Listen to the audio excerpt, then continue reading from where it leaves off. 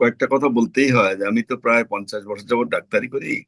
ডাক্তারের জীবনে আমি চেষ্টা করছি মানুষকে খুব ভালোভাবে সুন্দরভাবে চিকিৎসা সেবা দেওয়ার জন্য। আমি যেহেতু শিক্ষক, সুতরাং আমার মনে করি অনেক ভালো ভালো ডাক্তার তৈরি করছি এবং তার মধ্যে অনেকেই কিন্তু এখন অধ্যাপক। তারা স্বনামধন্য, তারা সুন্দরভাবে চিকিৎসা দিয়ে যাচ্ছে। আমি আমার এই জীবনে আমি অনেক কিছু পেয়েছি। আমি এই পর্যন্ত 10টা বই লিখছি, 7টা মেডিসিনের বই, 3টে বাংলায় বই এবং সবগুলি সমাদৃত। আমার ইন্টারন্যাশনাল যে advisory board, Davidson's medicine, Kumar and ক্লার্কের মেডিসিন, এগুলো টেক্সট বই লন্ডন থেকে প্রকাশিত হয়। এই বইগুলোর কিন্তু আমি ইন্টারন্যাশনাল অ্যাডভাইজরি বোর্ডের মেম্বার। আমি এই পর্যন্ত 15টা অ্যাওয়ার্ড পাইছি, তার মধ্যে 21 পদক, Bangla academy award, Bangla academy একটা বিজ্ঞানের উপর একটা পুরস্কার পাইছি, ইউজিসি অ্যাওয়ার্ড। এছাড়া অনেকগুলো মানে বেসরকারি অনেকগুলো পুরস্কার, আজীবন সম্মান অনেক জায়গায় পেয়ে গেছি। তা আমার এই সারা জীবনের সম্মানিত জীবনে শেষ বয়সে এসে আমাকে অধ্যাপক এমেরিটাস হিসেবে আমাকে নিয়োগ দেওয়া হয়। এটা একটা সম্মানিত পোস্ট, এমন আহামরি তো কোনো পোস্ট না, সম্মানিত পোস্ট। তারা এই সময় আসে আমাদের বাংলাদেশ মেডিকেল বিশ্ববিদ্যালয়ের কর্তৃপক্ষ তারা কেন এটা বাতিল করলো, এটা আমার বোধগম্য না। আমি মনে করি আমার প্রতি এটা একটা অন্যায় আচরণ করা হয়েছে, অন্যায় ভাবে এটা করা হয়েছে। এটা সম্পূর্ণ অযৌক্তিক, এটা তো সম্মানিত পোস্ট। শুধু তাই না, আমাকে তারা একটা সম্মান দিচ্ছে, খুব যে বেশি পয়সা দিচ্ছে তা কিন্তু না। মাত্র 2 বছরে কত আমার 10-15 হাজার টাকাও হবে না, এইটা ফেরত চাইছে। এইটা যে লজ্জাজনক আর কি হতে পারে। আমি সত্যি আমি আমার নিজের কাছে খুব এটা খুব কষ্ট লাগে, কিন্তু আমার খুব অপমানজনক মনে হচ্ছে আর কি। কারণ আমি তো, আল্লাহ আমাকে অনেক দিছে। আল্লাহ তাআলার কাছে আমি হাজার শুকর করে আমি কোনোদিন শেষ করতে পারবো না।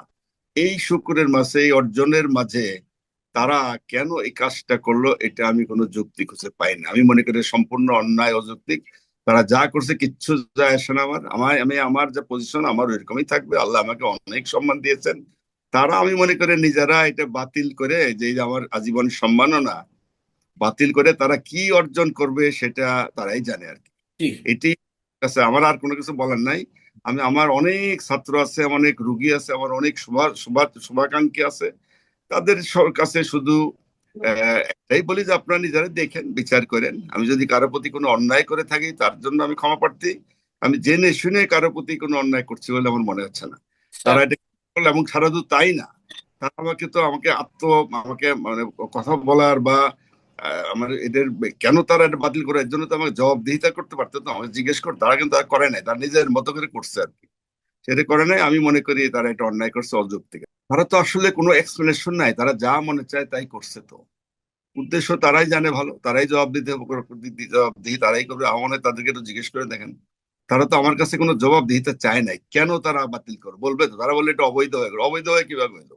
5টা স্টেপ পাস করে গেলে ডিপার্টমেন্ট, তারপরে সেই একাডেমিক কাউন্সিল, কমিটি আছে, সিন্ডিকেট, সব করেই তো এটা পোস্টটা করে। এবং পৃথিবীর অনেক ইউনিভার্সিটিতে তো আছে, আমাদের দেশে অনেক ইউনিভার্সিটি একাডেমিক পোস্ট। এই পোস্টটা কিন্তু আছে এমেরিটাস অধ্যাপক। কেউ কোনোদিন এরকম রেকর্ড কিন্তু নাই যে এমেরিটাস অধ্যাপক একবার দিয়ে কেউ বাতিল করে। তারা মনে করে আমাকে এটা অন্যায় ভাবে দিচ্ছে, এটা তাদের যুক্তি। এটা হয়তো বা চিঠিতে কিন্তু ওইরকমই মনে হচ্ছে আর কি। আমি মনে করি প্রতিহিংসামূলক, সম্পূর্ণ প্রতিহিংসামূলক। এবং কোন, এটা অত্যন্ত লজ্জাজনক। আমাকে কয় টাকা দিছে, কোটি কোটি টাকা খাওয়াইছে আমারে, কয়েক হাজার টাকাও না, এই টাকাও ফেরত চাইছে। মনে হয় যে আমি কি চুরি করছি, এই টাকা ফেরত দিতে হবে কেন, ফেরত দিতে হবে কেন? টাকাও চাইছে। এটা কয় টাকা লাগবে, কয় টাকা এটা? আমি তো মনে করি এটা সম্পূর্ণ অযৌক্তিক।